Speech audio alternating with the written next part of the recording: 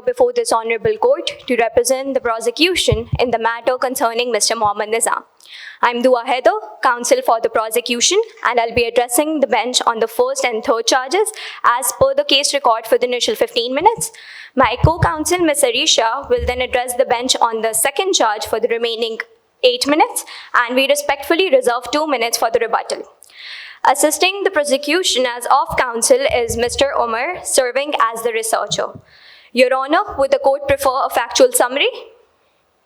Just a quick factual summary. Grateful, Your Honor.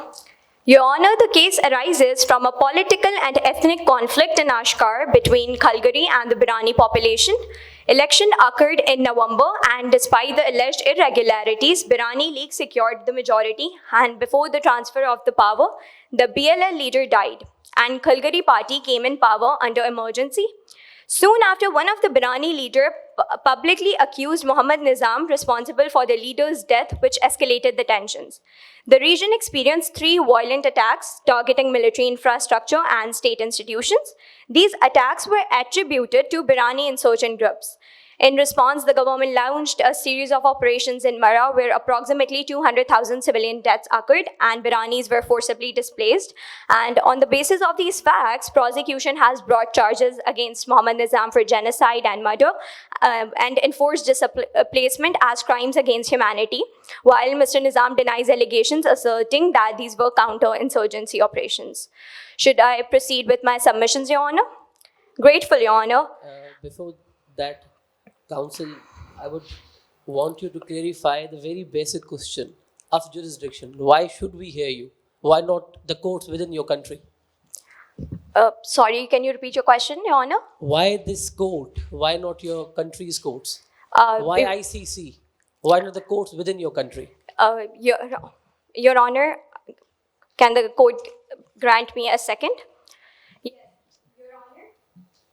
The International Criminal Court has jurisdiction over the present case, pursuant to Articles 5, 11, 12 and 13 of the Rome Statute. The alleged crimes of genocide and crimes against humanity fall within the subject matter jurisdiction of the court under Articles 7 and 6 of the Rome Statute. The alleged conduct occurred after 1st July 2002 and on the territory of Mara, state party to the Rome Statute, thereby satisfying the temporal and territorial requirements of the jurisdiction.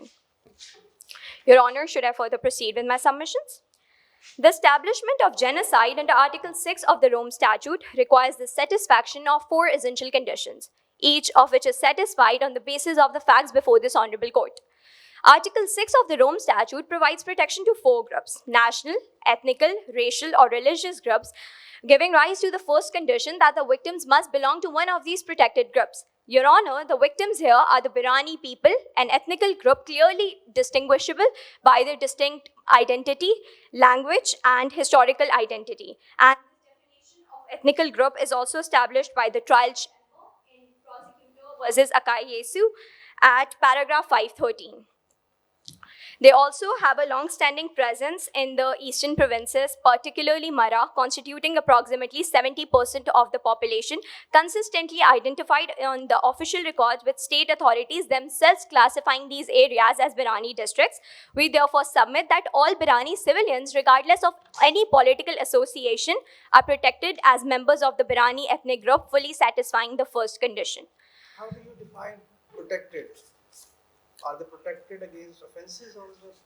They are protected under the Rome Statute. They fall under the explicitly stated categories which the Rome Statute requires, which is national, ethnical, racial, and religious group. They're not against the offenses. Sorry? They are not protected against the offenses, right? No. It's protected against the genocide under Article 6. This brings me to the second condition, which is the requirement of dolus specialis or special intent, which demands proof that the accused intended to destroy in whole or in part a protected group. As consistently held in the international jurisprudence, genocidal intent is rarely stated openly and must be inferred from the surrounding factual circumstances of the case. Applying these principles to our case, the prosecution submits that Mohammad Nizam's genocidal intent established beyond doubt through a convergence of direct and circumstantial evidences, most notably the Leak Ministerial Directive. Your Honor, may I draw the court's attention to paragraph 57 of the facts and briefly take you through it? Your Honor, may I proceed on that basis? Grateful, Your Honor. The Birani problem must be resolved conclusively. If the separatist statement is rooted in their communities, then those communities must be broken entirely. We cannot allow people who reject the state to survive within it, remove them from the land if necessary, make Mara uninhabitable for those who defy Ashkar's unity. Your Honor, it clearly uses language that goes far beyond legitimate counterinsurgency and clearly demonstrates an intent to destroy the Birani people's existence in the region. Your Honor, reference may now be made to paragraph 59 of the facts, which records that the office of the Prime Minister was expressly informed about the civilian casualties, largely Birani, and despite that, the directive was to proceed, stating that civilian numbers are irrelevant if the area is secured. Do not delay operations over Birani losses.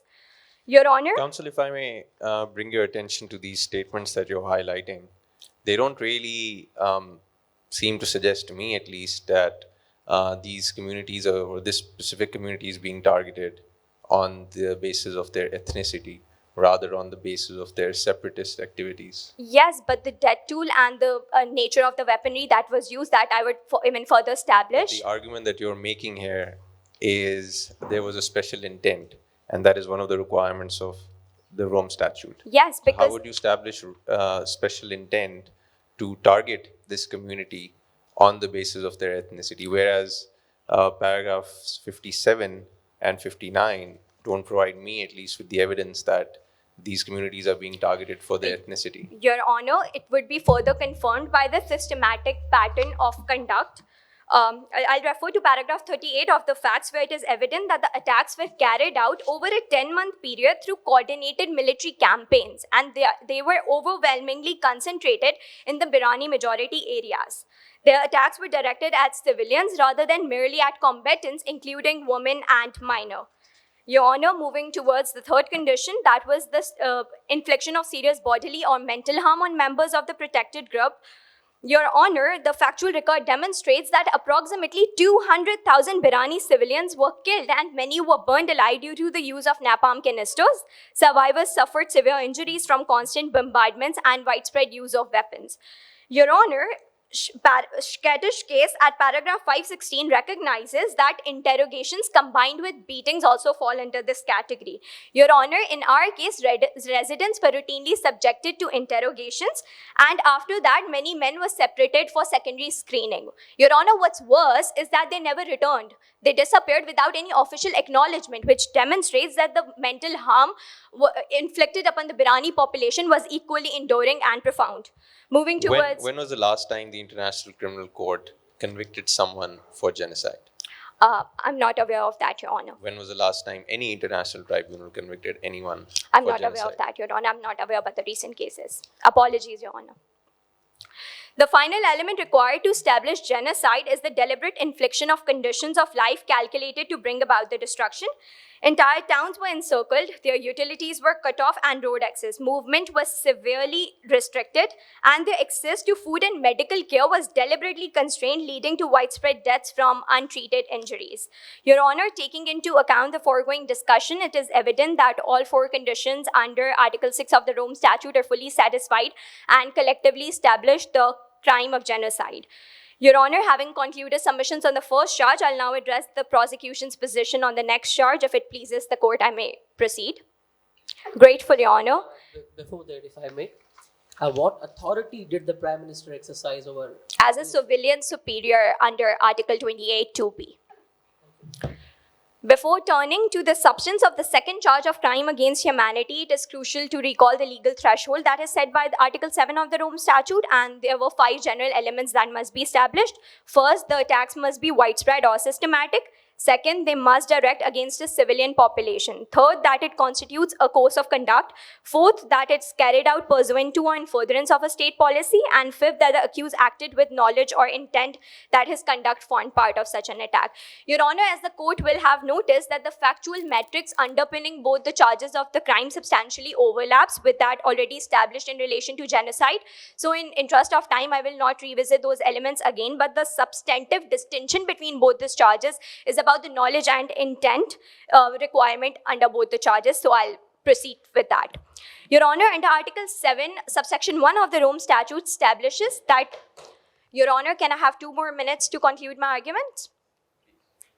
Grateful, Your Honor. Article 7.1 of the Rome Statute establishes that crimes against humanity require knowledge or intent regarding the attack. The elements of crime further clarifies that the accused does not need to know every working of that state policy. It is sufficient that he knew that his knowledge and actions were part of and he intended to contribute to a widespread and systematic attack. This principle was demonstrated in Kordish and Shokis at paragraph 236, where the court held that for murder, it must be shown that a victim died, that the death resulted from the conduct of the accused or the subordinate, and that the accused intended the death or knew it was likely to occur. In our case, Your Honor, internal briefings and the operational documents which the prosecution has already demonstrated before this honorable court clearly show that Mohammad Nizam had full knowledge of the operations that were conducting in Marra. He approved the attacks, allowed them to proceed, and failed to take any action to prevent the resulting civilian deaths. I would like to draw the court's attention to paragraph 40 of the facts, which records that he actively dismissed the individual inquiries. Your Honor, despite the fact that civilians were killed repeatedly during the coordinated operations, it is clear that Nizam understood his conduct would contribute to the larger campaign of violence. As opposed to actively committing a crime against humanity. Sorry, Your Honor. Perhaps he was just a negligent, incompetent leader. Your Honor, the evidences show that he had his intent. He was continuously holding that the Biranis should be resolved conclusively. Accordingly, Your Honor, the prosecution finally submits that Mohammad Nizam, as Prime Minister of Ashkar, held effective control over both the Ashkar National Army and Ashkar Air Force, as well as the civilian administrative apparatus. His failure to exercise control and his endorsement of these destructive policies render him fully liable under Article 28(2)(b as a civilian superior. Therefore, he bears individual criminal responsibility for both the charges. Your Honor, having concluded submissions on both the charges, if the chamber has no question at this stage, my co-counsel will further proceed with the third charge. Thank you. Grateful, Your Honor.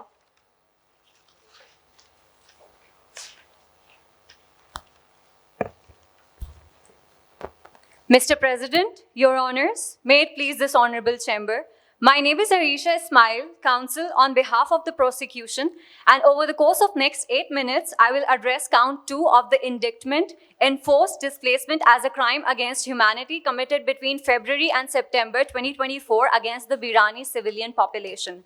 For this issue, the prosecution will advance the following 3 sub-submissions. Firstly, unlawful and forcible displacement of Birani civilians. Secondly, discriminatory forced displacement as part of a widespread and systematic attack against state policy. And lastly, civilian superior responsibility of Mohammad Nizam under Article 28(b) of Rome Statute.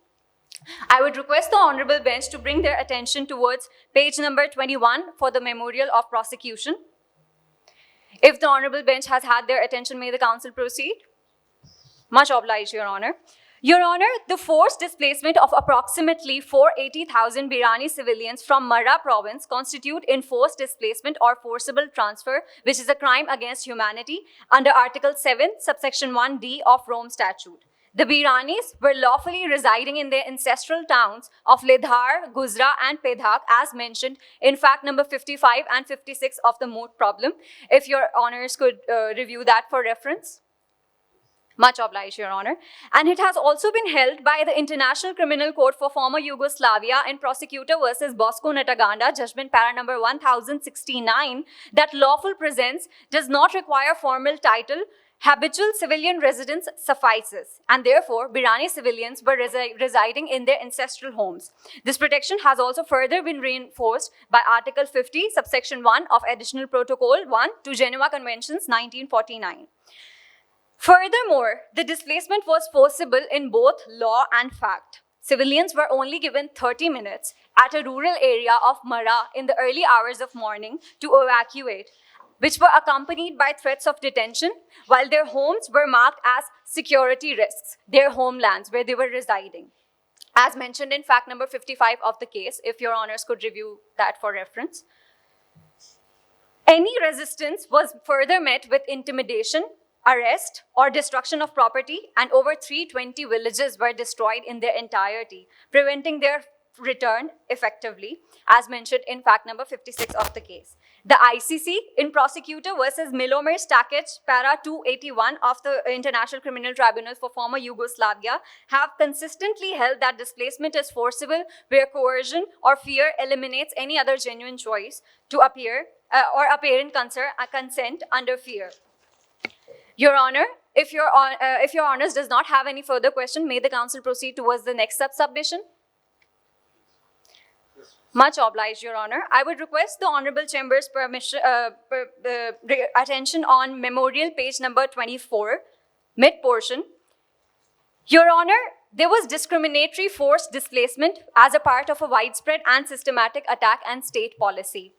The forced displacement of Irani civilians was discriminatory in nature and carried out pursuant to an official state policy forming part of a widespread and systematic attack directed against a civilian population, thereby satisfying the Shapiro requirement of Article 7.1 of the Rome Statute. The scale and intensity and organization of the displacement itself demonstrates its widespread and systematic character, as nearly 1/3 of Mara's population was affected as mentioned in fact number 56 of the case.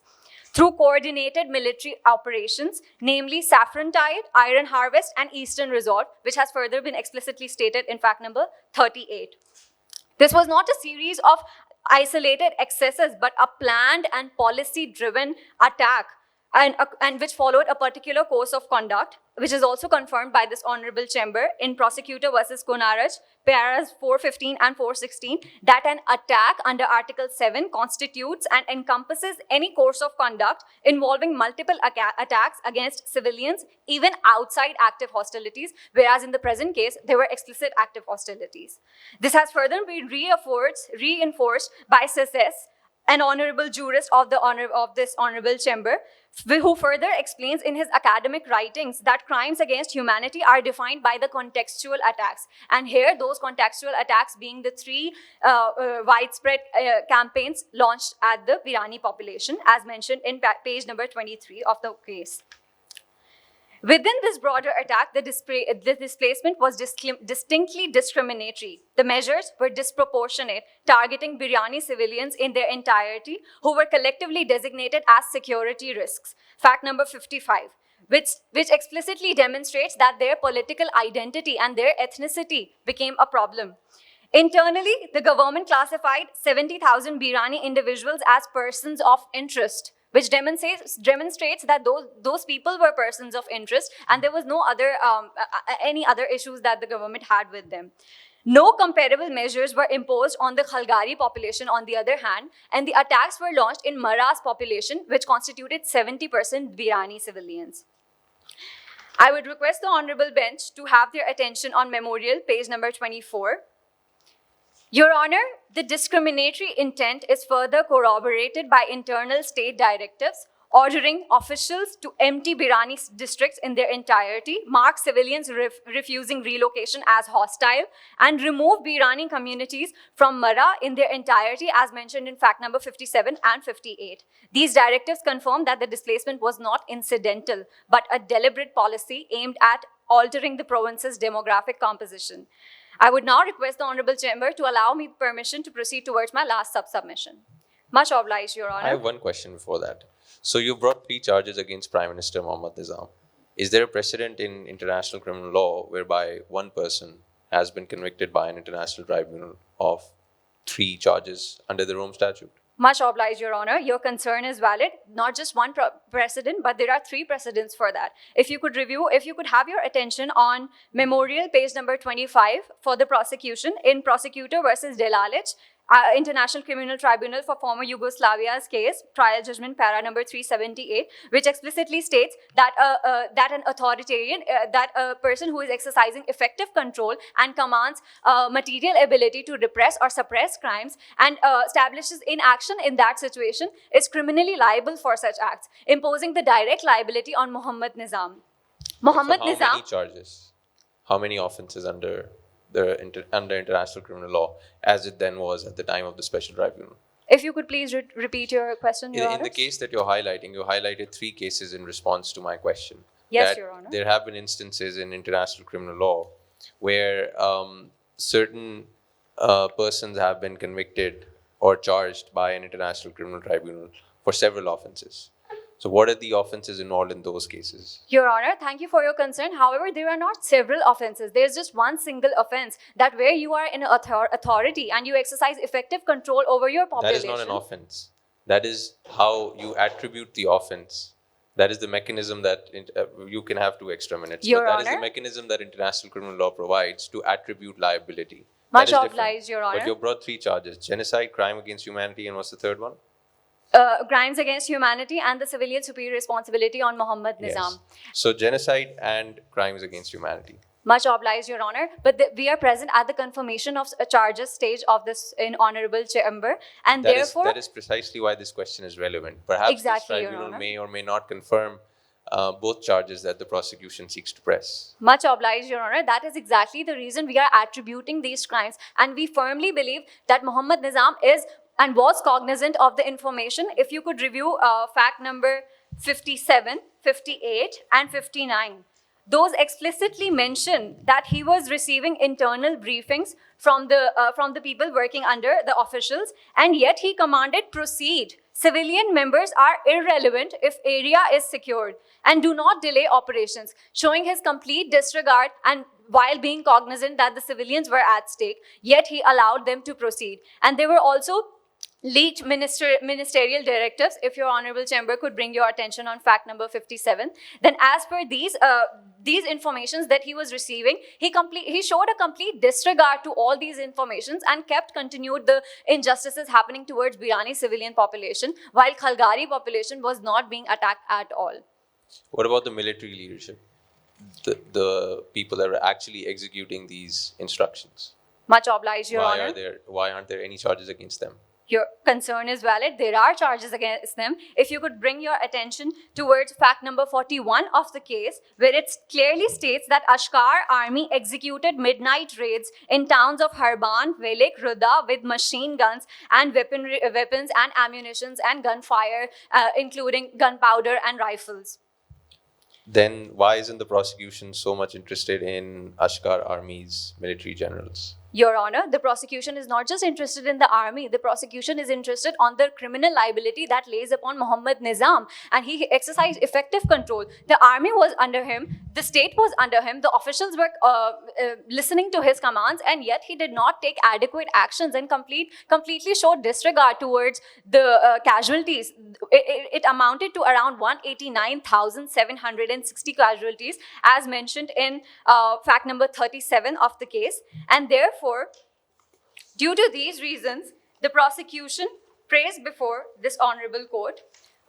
Before that, What are those reasonable grounds that could have been taken by the Prime Minister at this situation? much obliged, Your Honor, the reasonable grounds could have been taken that he should have directed that the attacks should be clearly towards militant insurgents and not the civilian populations, whereas he completely directed them to proceed regardless of the fact that the civilians were being subjected towards that.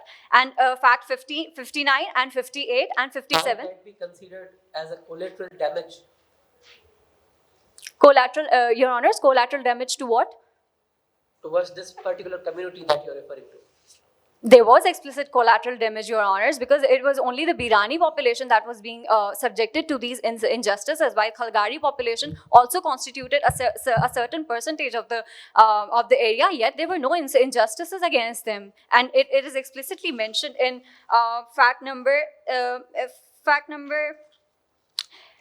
8 of the case, which states that Marra constituted 70% Birani civilians, who lost their lives and resulted in the casualties of 189,670 people. If Your Honors does not have any further questions, may the Council proceed towards my prayers. Council, if I may.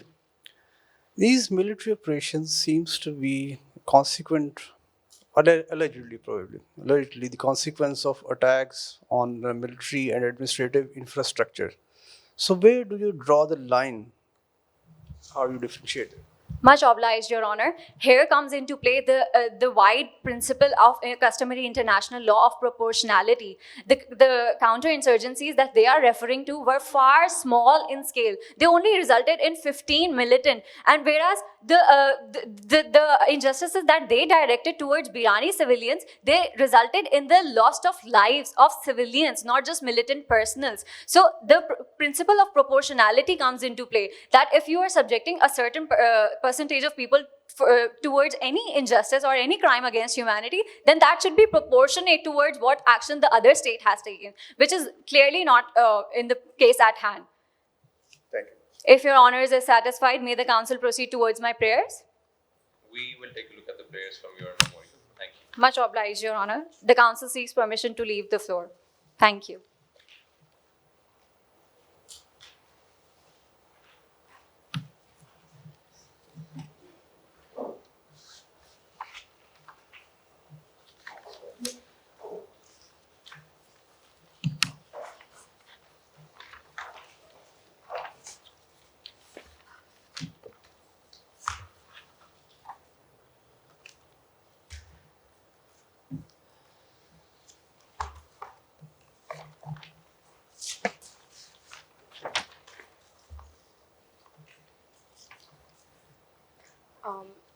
May I begin? It is an honor to present this case before the Honorable Court. My name is Jia Vishnu and I am appealing as counsel on behalf of defense. I will be taking 10 minutes to cover the jurisdiction, the admissibility, and count 1 and count 2 regarding this case, and my co-counsel will cover count 3 and the superior responsibility under Article 28B. First of all, under Article 12 of the statute, the court's jurisdiction of a crime requires two things. One, that Ashkar be a state party that has ratified the Rome Statute, and B, the state itself has set out a declaration under Article 12.3 conceding to the jurisdiction and giving consent to the jurisdiction itself. Here, Ashkar is neither a state party nor has set out a declaration. If the prosecution comes here and makes a case for an ad hoc consent given based on the Article 58 summons, Article 12 completely bars that on the basis that there needs to be explicit consent, and under Article 12.2 and Article 12.3, there can only be ratification or a declaration for the ICC to be able to hear this case. Based on that, the defense invokes the provision given to it under Article 19, where it says that the defense can, at the first opportunity given to it, claim that the jurisdiction is not valid, and under this issuance, it can be final, since the summons under Article 58 is ex parte and prima facie only and is not binding in its perpetuity. Even for the sake of argument, if the jurisdiction is allowed, the defense pleads that under Article 17 of the Rome Statute, this case is inadmissible. Article 17 requires that the state party where the crimes took place is unwilling or unable to prosecute the person concerned of the crimes. Now, the onus falls on the prosecution to discharge that Ashkar A does not have the willingness and B does not have the ability to prosecute Nizam. Preempting their argument would also fail because Ashkar, as we have seen throughout the case file, does have the institutional and administrative force to carry out proceedings if it wants to. B, the prosecution would have to prove that there is a complete judicial and institutional collapse for Ashkar to be unable to go ahead with its proceedings. If the Honorable Bench has no more questions, can I proceed with count 1? Count 1 is essentially on Article 6, which entails that following acts committed with the intent to destroy in whole or in part a national, ethnical, racial, or religious group as such. Important to note here is that even though Birani do form an ethnic identity, when we apply the perpetrator perception test that was established in Aka Yesu, what matters here is how the perpetrator, that is Ashkar, or as concerned Nizam here, viewed or perceived the victims. As it was repeatedly, as we refer back to the fact file, in paragraph 37, paragraph 57, and paragraph 43, words such as persons of interest, affiliates of Hassan, and separatists were used. This is enough evidence to grant the fact that that Nizam here and the state here perceive these people as separatists and as people who are insurgents, and they're destabilizing the political state. Even though the Biranis hold a different ethnic identity, the reason why the people were targeted was because of their political affiliations and not solely based on their identity. Moreover, there is complete lack of evidence where Nizam explicitly says that the Birani need to be wiped out, even though in the ministerial directives, there's the word Birani being used. The court should also consider that Birani can also be used interchangeably for Birani League liberation, not the Birani people themselves, and there is no explicit mention of the Birani people being targeted here. For these reasons, we submit that there are substantial grounds that do not exist for genocide, and the evidence does not fit for the crime of genocide under Article 6. If the court allows, may I proceed to count 2? We do concede that displacements have occurred, but this was a lawful evacuation and not a crime. Additional Protocol 2 of Article 17 states that evacuation of the civilians is possible and is lawful if it is done as a military necessity and for the safety of the people themselves. As we have seen, the insurgents were hiding inside the Birani villages where ordinary civilians were residing as well. When the military are looming around those villages and are asking the people to evacuate, we know that it is for the safety of the civilians that they do not get held in the crossfire, and that's why they are being redirected to protection zones where their basic necessities are being met and proper family rosters and legal documentation proceedings are taking place to ensure that everything is lawful. These areas by the state at this point are considered military zones, and in the heightened tensions that was going on around at the time during these areas, evacuation was done with the purpose of safeguarding Biranis from active combat. The prosecution cannot argue that the return of the Birani people was impossible because there is no such explicit mention of it, and as we have seen, the additional protocol to Article 17 makes no mention of whether permanence of the evacuation is an important factor when considering. Why are you referring to the additional protocol here? The additional protocol 2 here is being read in tandem with Article 7(1)(d), which is concerned with forcible transfer. Additional protocol 2 states that if there is substantial ground to believe that the evacuation was done for the safety of the people and because it was a military necessity, then Article 7(1)(d) cannot be invoked. And where does the additional protocol apply in the context of which armed conflict? In the context that the evacuations were done here, and Does the additional protocol 2 apply to an international armed conflict or a non-international armed conflict?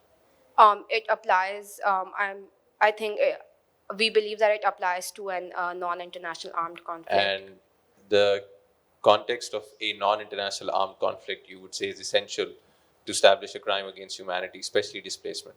Yes. Whereas genocide doesn't require the context of an armed conflict. Genocide here is treated as a separate count, and crimes against humanity is treated as the third count, which my co-counsel will explain. But for this, you're saying the context of non-international armed conflict is essential. Yes. And how would you say that there is a non-international armed conflict? Because first of all, the Birani League Liberation is a national party, and they operate nationally. There is no proof that they are receiving any sort of international funding or that they are receiving any sort of help from any international party. Thank you. Does that, if the court has no other questions, may I proceed? Lastly, I would like to say that the defense would not quibble that the number is huge and that the scale is huge. However, the scale itself does not mean that genocide or intent to create genocide or intent for forcible transfer, evacuation, or displacement of these people can occur. If we refer to paragraph 372 and 373 of the case Bosnia v. Serbia, as it has been highlighted in the excerpts, even though the scales are large where the Bosnian Muslims were killed and the Croats were killed, the court still found that the scale itself is not sufficient enough for the court to rule that genocide and intent for genocide and intent for forcible transfer can be found. Moreover, lastly, I would like to highlight that the counsel for the prosecution themselves conceded that the Birani were a collateral damage, which means that they were unintended damage here. There was no intention found here, and that there were insurgents in these civilian areas, which is why the forcible transfer had to be carried out. If the Honorable Chamber has no more questions, may I take my leave? No, I believe.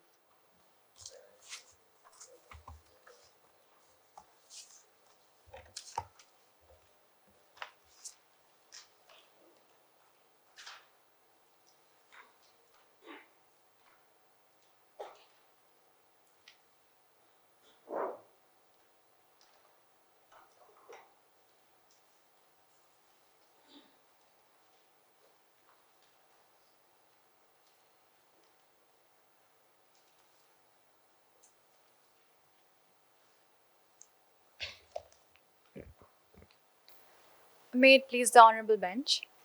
My name is Merzia Yazdan, and I appear as the second speaker for the Defense Counsel, and I will address Count 3 of Crimes Against Humanity and Article 7.1, Subclause A of the Rome Statute, as well as the application of Article 28B throughout all counts. But if the Honorable Bench allows, can I address the issue of the non-international armed conflict first? So it's actually our position that the conflict that occurred here was classified as a non-international armed conflict, if I can explain this. So the prosecution invokes Article 7.1a, and if the bench allows me, I please read it out. So crimes against humanity, for the purpose of this statute, crimes against humanity means any of the following acts when committed as part of a widespread or systematic attack directed against any civilian population with the knowledge of murder. So we will be refuting both of these classifications, that there was a directed attack and that there was knowledge of the attack. Following that, Article 7, Subclause 2, Part A says that there needs to be a furtherance of a state or organizational policy to commit such an attack. And so they must prove, the burden on the prosecution, that there is a policy to attack civilians as such. But the evidence shows a bona fide non-international armed conflicts with the BLL, and the threshold from this comes from Prosecutor versus Tadic, which is cited in our memo, and if I may read out the definition. So the armed conflict exists when there is a resort to armed force between states, or protracted armed violence between governmental authorities and organized armed groups, or between such groups within a state, and international humanitarian law applies from the initiation of such armed conflicts and extends beyond the cessation of hostilities. Now, if we examine BLL's armed violence that triggered this conflict and started this issue, we will see that on 15th November 2023, they bombed Rinder Bridge. Then on the 21st November, there's an assault on Lucan Airfield. Their first bombing kills 15 soldiers, then they kill 125 soldiers, and then there's the seizure of the provincial administrative complex by them. These were 3 offenses that initiated them. They were military attacks by an organized armed group, and the state's response is therefore governed by international humanitarian law, and in our submission, not Article 7. So it does not automatically equate with the specific intent that's required for crimes against humanity. And within international humanitarian law, the principle of distinction is paramount, because you have to understand the principle of proportionality is different. That will apply here, because it will be more lenient, because international humanitarian law acknowledges civilian casualties, however tragic, but they're an inherent part of warfare, particularly against an irregular adversary like the BLL, that directly embeds within the civilian population.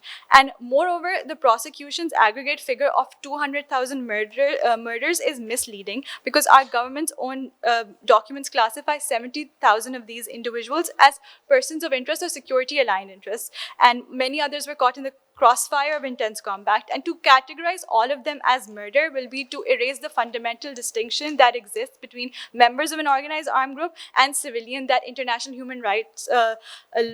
international humanitarian law strives to protect, even in asymmetry. If the honorable bench is satisfied. Will you explain the large number of civilian deaths? Yes. Just a second. How the same was distinguished from the insurgents that you are referring to? So, as I stated again, the numbers are misleading. 70,000 are security threats, so they're not all murders. And other than that, the exact requirement against crimes against humanity is that each death has to be an attack directed against civilians, which the prosecution lacks, because this is a counterinsurgency measures that were taken in the context, as I've explained, of the 3 attacks that were done against the state, and then after which the state had to respond. Can I move forward to? What precautions were taken to reduce the deaths of civilians? There were protection zones that were established during the displacements, and they were informed beforehand, before the evacuations. All of these, and you have to understand, in times of military necessity, certain measures are taken, and I will cite Prosecutor versus Haji Hasanovic, where it says that in assessing whether a commander took all necessary and reasonable measures, the chamber must consider the circumstances prevailing at the time, which may include the urgency of the situation, the resources available, and the operational constraints facing the commander. So the collateral, so this helps us understand that in the current situation, Nizam and the state had to take measures that did result in huge civilian casualties, but in the context was a military necessity. Can I move forward to my main counts? Okay, so I will start off with, I now turn to my first submission for count 3 of crimes against humanity of murder. For that, I will be relying on the judgment of Bagbo. My co-counsel were provided to the honorable bench. So the prosecution in this present case cannot, against Mohammed Nizam, cannot satisfy the requisite burden of, for count 3 of crimes against humanity, because they have to demonstrate 2 constitutive elements, which is part of Article 7, 2, subclause A. The first one is the existence of a state or organizational policy to attack a civilian population, and that the alleged attacks were committed pursuant to or in furtherance of that policy. So first, following the Bagbo ruling, the prosecution must prove that the attack was pursuant to or in furtherance of the state policy. And in our case, the evidence shows that Nizam's government was responding to a severe and escalating armed insurgency. The mood problem details all the major attacks by the Biryani affiliated groups. You will find them on paragraph 24, 29, and 30 to 33. These were not random attacks, but coordinated military-style operations using IEDs, machine guns, demonstrating organized armed challenge to the state. And Nizam's public statements characterize these events as an outright assault on the sovereignty of the state. And this followed the government's subsequent military campaigns, which are framed as counterinsurgency insurgency operations targeting these militants and armed Birani separatists. Moving forward, the prosecution also fails to demonstrate that Nizam had the requisite intent for murder as crimes against humanity, specifically that he knowingly or intentionally contributed to the commission of these crimes. The evidence does not establish that he ordered, solicited, or induced the killing of civilians as a widespread attack. Now, his public address focuses on the accountability for agitators and those responsible for terrorism, which you will find in paragraph 34. The Bagbo decision acquitted Bagbo because the prosecution failed to link the accuser's speech to the ordering of the crimes. And similarly, in our case, the prosecution has mentioned Nizam's speeches, but similarly, they incite swift and unrelenting justice on, as you will find on paragraph 34, and they're directed at militants and not orders to murder. The tragic civilian deaths stem from the use of force in a military campaign. So if you apply the Bagbo standard, the evidence presented by the prosecution fails to meet the high threshold that is required to establish substantial grounds to believe that they were part of a widespread attack with state policy. Moving on to the second count of the application of Article 28B. Counsel, if I may. Yes. What Much could obliged, be Your Honor. the reason of all these military operations instead of a judicial process, maybe? What do you think could be the reason of not adopting a judicial process but the military operations instead? The escalation of the issue demanded such action to be required after major civilian casualties and bombing state infrastructure. This is the measures that the state decided that it had to take, considering they were armed. There was in military intelligence of weapon stockpiles found. So from this, we can infer that Nizam had to act accordingly. I will be moving on to superior responsibility under Article 28B. So today, the prosecution asks you to confirm charges against a civilian prime minister under Article 28B of the Roman Statute. They claim that he is responsible for the terrible events in Mara, but to succeed, they have to meet one of the highest legal thresholds in international criminal law, and a threshold that has been made even stricter by the case of Prosecutor versus Bemba, which my co-counsel will provide. So, it's important to understand the effective control test that has been established pursuant to Article 28B. It does not criminalize being in charge when crimes happen. It criminalizes a specific failure when a civilian superior with effective control over subordinates fails to take necessary and reasonable measures within their material ability to prevent or punish these crimes. So, which was further established by Blaskik Appeals Chamber, which my co-counsel will provide. If I may quote from this case, a superior's criminal responsibility is not premised on his or her formal rank, but rather the material ability to prevent or punish criminal conduct. So the possession of power is not a prerequisite for command responsibility, nor does it necessarily signify the possession of the de facto effective control. So in other words, his title alone as prime minister is not enough. They have to prove that he actually had in practice. Counsel, are both the cases that you're citing, both these cases relate to civilian responsibility Yes, Your or Honor. command responsibility, which would apply in the case of a military personnel or official? So the case of prosecutor versus Bemba refers to command responsibility, and their civilian responsibility is referred to in Blaskik, the court that I will mention. But you can ICC has inferred the interpretation of Article 28B from these cases in multiple jurisprudence. You're specifically attributing civilian superior responsibility. Yes. So basically, these cases heighten the threshold for 28B, and they increase it even further for civilian superiors, which I will be establishing right now. So under Bemba, it dealt with a military commander, and the core principle applies to all superior responsibility, and they make the prosecution's task very difficult because they emphasize on material ability, and Bemba requires concrete specificity, not abstract speculation. So the prosecution must prove that he had effective control, material ability, specifically exactly what he should have done in each instance. Now, moving on, this standard is even stricter in civilian leaders. This is the fatal flaw in the prosecution's case. They treat him as a military commander. Civilian leaders do not have the same tools of control. They do not have a direct chain of command to every battalion. They don't issue daily tactical orders. Their power is political, diffuse, and it's mediated through layers of government. And I will be established from the facts that he lacked this authority. I'm sorry, could you Yes. repeat? How would you establish from the facts Yes. that the Prime Minister Nizam lacked command over his forces or lacked control over his forces? So Nizam received military intelligence, and based on that, he gave policy decisions. So the information that he was receiving, for example, on paragraph 40 of the Mooj problem, was that there's aerial surveillance which shows armed separatists. The soldiers opened fire after they received intel. Drones are showing armed Birani snipers, and so from all of this, based on this evidence, he is issuing his orders. He does not know the exact specificities of what's going on the ground. He had That's not really the test that you're arguing. You're arguing that he didn't have command over his forces. So how do these facts establish your argument that perhaps Prime Minister Nizam lacked authority or lacked command over his forces? Much obliged, Your Honor. I don't think we are making that argument that he lacked authority.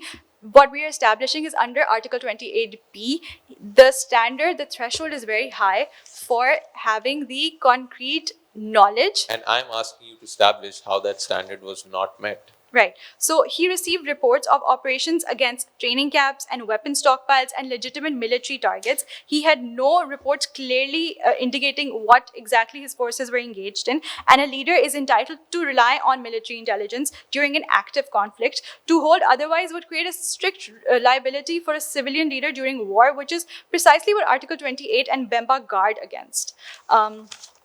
Moving forward.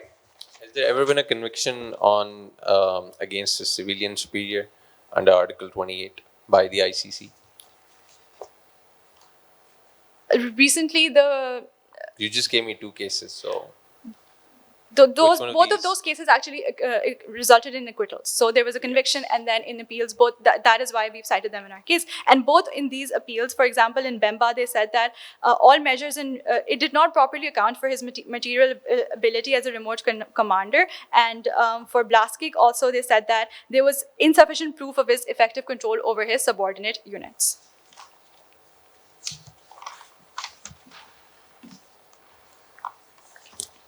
So we submit that his role was political, strategic, and not operational. His speeches that the prosecution has cited set a political tone, political rhetoric, but there is no evidence that he personally authorized those specific airstrikes, was in real-time communication with the field commanders, and had the practical ability to stop the bombardment once it had been launched. Should I move towards the pairs if the honorable bench has no more questions? I think we'll review your pairs from the memorial. Thank you. Thank you. Do we have rebuttals? The first point that you should be arguing on is jurisdiction.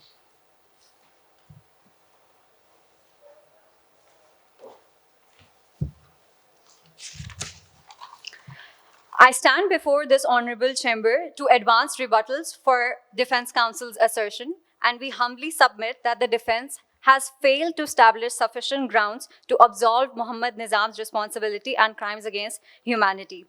Your Honor, touching the first question of jurisdiction, this court has explicit jurisdiction under Article 7.1 of the Rome Statute. When it comes to the assertion by the opponent counsel of non-international armed conflict, Your Honor, the present case deals with crimes against humanity, bringing it entirely within the ambit of Article 7.1 of Rome. I'm sorry, we're not supposed to interrupt during a rebuttal, but you haven't really made any elaborate point on jurisdiction, and you've jumped to the non-international armed conflict aspect. So on jurisdiction, how does this tribunal have jurisdiction? Much obliged, Your Honor. The opponent counsel raised the assertion before this honorable chamber that since the conflict was non-international, so this court does not have jurisdiction No, for that. Their argument was that perhaps there has been no ratification of the Rome Statute. Therefore, we do not have jurisdiction. Much obliged, Your Honor. There has been ratification of the Rome Statute because if Your Honors could bring your kind attention towards the procedural portion of the moot case, it explicitly entails all the conventions that the state is party to, bringing it entirely within the ambit of Article 7 and that of Rome Statute. If Your Honors is satisfied, may the counsel move towards the next rebuttal. What's your point, sir? Can you please summarize it for us? Your Honors, if jurisdiction. you could bring your attention toward the procedural evidence Yes. portion of the case, What does it it say? mentions certain conventions and treaties And which what does it both say? the states are parties to. And Okay. given the fact that these both states are parties to these international treaties and Rome Statute at large, so this brings it entirely within the ambit of this court's jurisdiction under Article 7.1 of Rome Statute. And the crimes that were committed against Birani civilians were crimes against humanity, which are explicitly enshrined under Article 7.1. If Your Honors does not have any further question, may the counsel proceed towards the next rebuttal. Your Honor, the defense also raised the point on ethnicity, whereas ethnicity is not to be looked upon in isolation. It has to be looked in conjunction with political identity, which has been clearly expressly mentioned in fact number 37 of the case, that their political identity became a problem. They were designated as a threat to the state integrity. So political identity is no ground to subject a civilian population to widespread attacks. Moving ahead, they also raised the question of military necessity. However, Your Honor, presence of 19 militants or 20 militants in different series of attacks does not impose a militant necessity situation, whereas the casualties that resulted as a result of those attacks were far large in scale and intensity. Your Honor, the opponent counsel have also tried to mislead the court by bringing assertions like funding, whereas the court at hand is dealing with 3 counts pertaining to genocide, pertaining to crimes against humanity, and pertaining to the civilian responsibility on Muhammad Nizam. In addition to that, Your Honor, the defense also touched the question of burden of proof. whereas the Rome Statute, Article 61 trial stage, requires only reasonable establishment of reasonable sufficient evidence, whereas in the present case, given the overwhelming factual metrics, there is the evidence is beyond reasonable doubt. If you could look at the initial portion of the moot case, with regards to the question of proportionality, the defense mentioned that there can be leniency. However, we also provided you with another key precedent where it has been clearly mentioned that there is no parameter of leniency when it concerns the question of proportionality, and it has to be met adequately. Your Honor, the numbers, the opponent counsel also stated that the figures are misleading. That is a complete absurd assertion, Your Honor, because it has been explicitly mentioned in the initial portion of the case at hand that the facts are agreed, and any reversion from that is merely misleading this honorable chamber. Therefore, Your Honor, on the grounds aforementioned, we humbly submit before this honorable chamber that the defense has failed to establish sufficient grounds to absolve Mohammad Nizam of his criminal liability, and that enforced displacement and crimes against humanity happened towards Birani civilians under the principle of ubi lex remedium, which states that where there is a right, there is a remedy. If Your Honors does not have any further question, may the counsel leave the floor. I have a question. Same question. Jurisdiction. Your Honor. I am looking at paragraph 60 of the facts. It says that the Prime Minister appeared pursuant to the warrants voluntarily. Much Paragraph obliged. 3 of the instructions do not say that the Rome Statute has been ratified by Ashkar. Your Honor, the paragraph number 60 is irrelevant in the case Okay. at hand. We are referring to Article 7(1) of the Rome No, where Statute. in the facts? How do you establish from the facts that the Rome Statute If has you been could ratified grant me a by second Ashkar? to bring my attention towards paragraph number 61. You can also take a look at page 3. Your Honor, there is no paragraph number 61 because after paragraph number 60, the moot problem is ending, and No, I then said it details 60. the 3 counts that I said 60. 60. Yes. And what is your assertion? That the Prime Minister appeared voluntarily pursuant to the summons. Your Honors, he appeared voluntarily. That is irrelevant at hand because he has to appear. Okay, so at He page is 3 the of the accused. instructions, page 3 of the instructions, it lists 1, 2, 3, 4, 5, 6 conventions that have been ratified by Ashkar, and Rome Statute is not one of them. So how would you say that the ICC chamber has jurisdiction? Your Honors, because the crimes committed were crimes No, it against doesn't humanity work. under International law. I'm sorry, law. Counsel, but international law doesn't work that way. If A state says that doing something is a crime, they can't pull out citizens of B state and prosecute them in A state just because A state says that it's a crime, until and unless B states ratifies a convention between these two states. So for international law to be applicable, unless it's customary international law, a treaty has to be adopted by a state. In this case, where does it say that Ashkar ratified the Rome Statute? Does it or does it not? If it doesn't say so, be honest, just say it doesn't say so. Much obliged, Your Honor. However, the Rome Statute is not to be looked upon in isolation, and these all treaties have to be looked upon, which these states are. It is I'll rephrase assumed my that question. these states are I'll parties. rephrase my question. Does it say anywhere in the moot problem that Ashkar ratified the Rome Statute?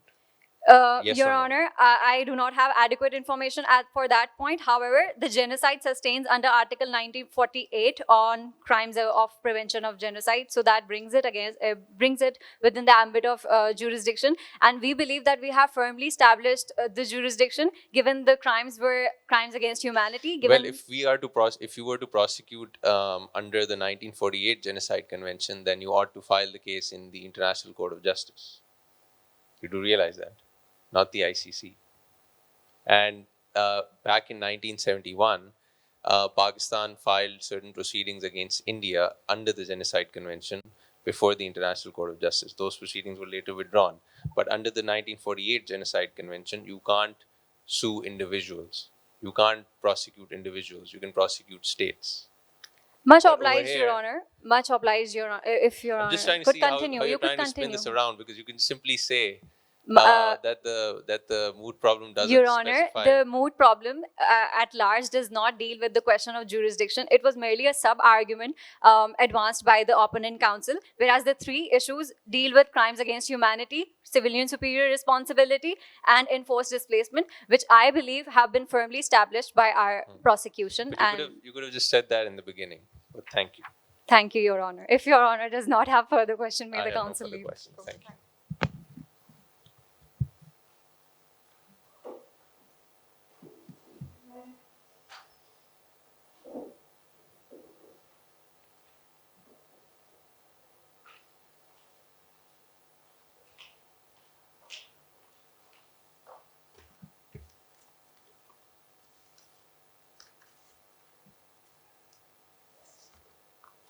If it pleases the honorable bench, may I begin? Honorable bench, first of all, the main point of contention in this case has been jurisdiction. Even though prosecution would like to argue that in large, even though Ashkar has ratified other treaties but not Rome Statute, it still stands that then the ICC holds no jurisdiction, specifically because it has not ratified the Rome Statute, and all of these provisions where the count 1 is being charged under Article 6 and Article 7 1D for count 2 and Article 28B for count 3, all of these articles are enshrined in the Rome Statute itself, and unless it has been ratified by Ashkar, the court holds no jurisdiction to hear this case and would have to retract this case and on its jurisdiction. The court may have subject matter jurisdiction, but it holds no territorial jurisdiction. But counsel, there is a presumption that this court has jurisdiction because under paragraph 60, this court has issued summons. The pre-trial chamber, no? So yeah. the first question, whenever prosecution files a case in the pre-trial chamber, the court considers whether or not it has jurisdiction. So certainly the pre-trial chamber has considered the question of jurisdiction and come to the conclusion that it has jurisdiction somehow. It's not there in the facts, but somehow it has come to that conclusion. So then why are we discussing this jurisdiction question at the time of confirmation of charges? Much obliged, Your Honor. Even though the summons was a prima facie only under Article 58, Article 19 of the Rome Statute does give the defense side of the counsel the provision where they can contest jurisdiction in the first opportunity that there's been given to them, and based on that, defense presents the argument and the submission that jurisdiction here is invalid. May I proceed? Yes.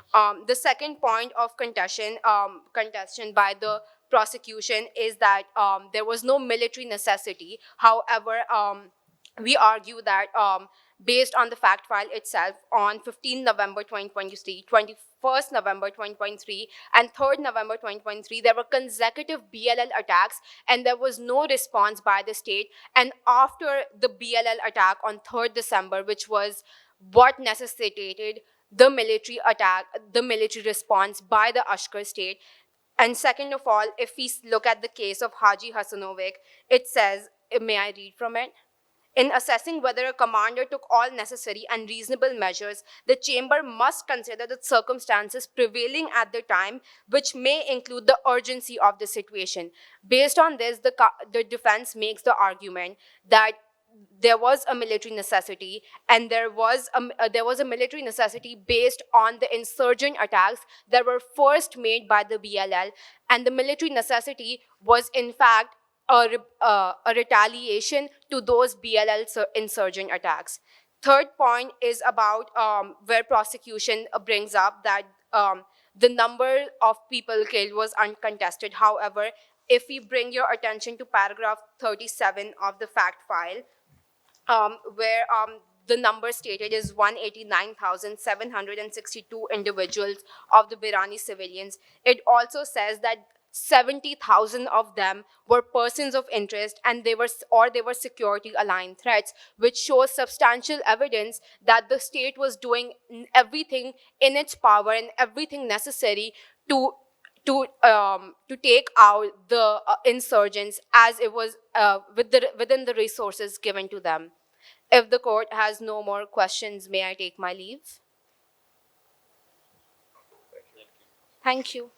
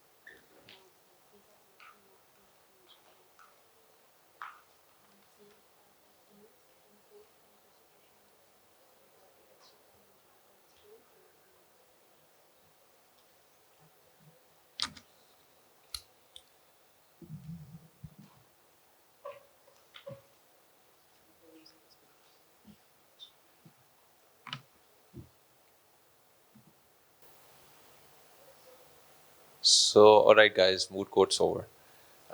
Time for some feedback. We're told that the results would be announced by the organizers. We've submitted, we've turned in the score sheets, and they will be sharing the. Is that correct, Maham? Okay. So the organizers will be sharing the results with you as to who goes to the finals. Just some quick feedback from us. Um, I think both teams had a good understanding of international criminal law and understanding of the basic concepts and understanding how the tribunal works. Um, and obviously, if you have all my questions at least were directed towards basic concepts of international criminal law as opposed to specifically establishing the elements of crime and going into the charges in so much depth. So that was my criteria for judging both teams, and it was an absolute pleasure listening to both sides. I think the prosecution side had more fire in them because obviously they wanted a conviction from the International Criminal Court. So you could see that fire in them where they wanted the charges to be confirmed. Whereas the defense, I think the first speaker was very, very defty in raising a jurisdictional question and basically throwing them off guard. And they were really scrambling towards the end in answering the jurisdiction question. And that's exactly how defense is supposed to be. It's supposed to be defty, quick, and be very, very specific about why the charges should not be confirmed, or just throw some hurdle towards the bench in basically agreeing with the prosecution. So I did feel like this was a criminal case. So kudos to both sides for creating this atmosphere in the courtroom where it actually felt like this is a criminal case and not a civil or a commercial dispute. It did seem like there was a lot at stake here. So I appreciate the spirit and the energy coming from both sides.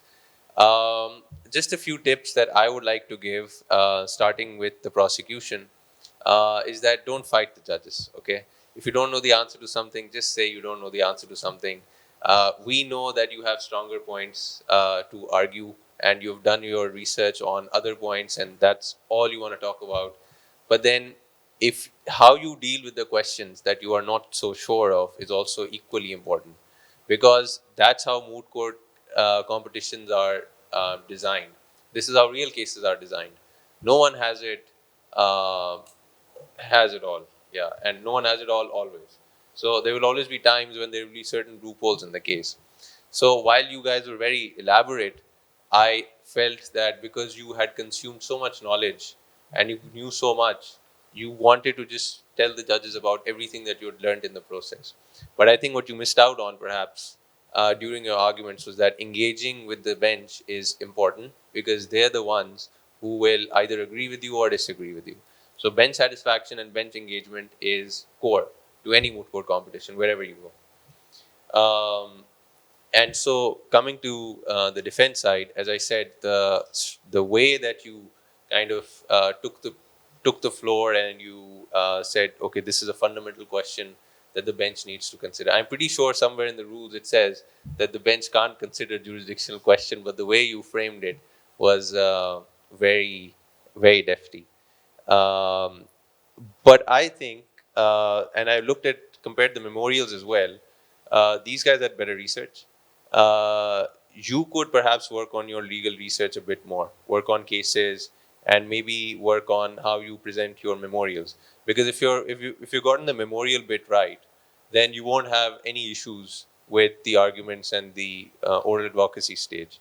But if you haven't gotten your memorial right in the first place, then basically you'll be running in circles and like doing the whole thing again and again and again. So avoid that entire exercise and just get the memorial right. So that's my feedback for both sides, and all the best to both teams. I enjoyed being here. I hope you guys also enjoyed being here. I'll pass it on to my colleagues for their feedback. Most of the things that have already been addressed. You have said on Two things behalf that I of would like to point out once again, as my learned brother has already stated, how to engage with the bench. There was this disconnection. You speakers were like throwing out everything that you worked on, which is very appreciable. But the question is, the bench is there to satisfy itself whether to go this way or that way, not to just have both the sides and then get confused what exactly the bench is supposed to do. So if there comes any queries to the bench, benches are there to seek assistance. We need assistance to this point to clarify our understanding and then we act accordingly. That is what I was. Learned Brother has already ended and very, very appreciable. Both the teams worked very well. I really appreciate that. I think that you have both have said what I really wanted to say. All you need to do is not to fight, as this is what not to fight with it, not to rush through things, to not complete the answer, then move to the other, one by one. I felt that there was some kind of rush. So that's basically all. And congratulations to both the teams and all the best.